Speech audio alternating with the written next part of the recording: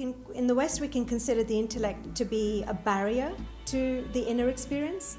And yet what I've found is that the intellect is absolutely essential because it becomes the filter to being able to discern what is and is not of that inner experience, right? So we are living in a material world. We have to live in a material world. We are ourselves, matter.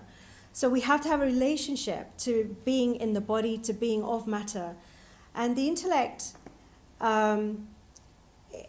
it's a double-edged sword. So you can give it all your power and it can actually take you over and it becomes your power.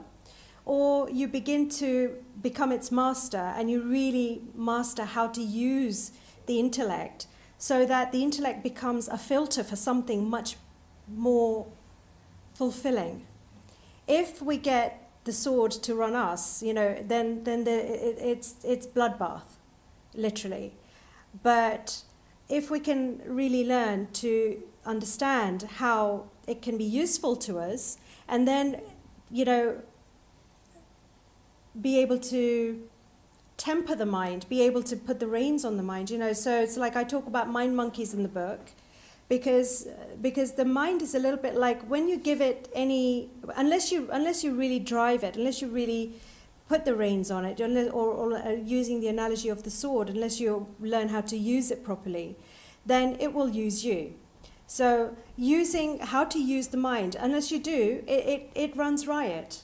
And that's when we start to get into difficulty. That's when we start to, that's when we really don't have a grounded place from which to operate.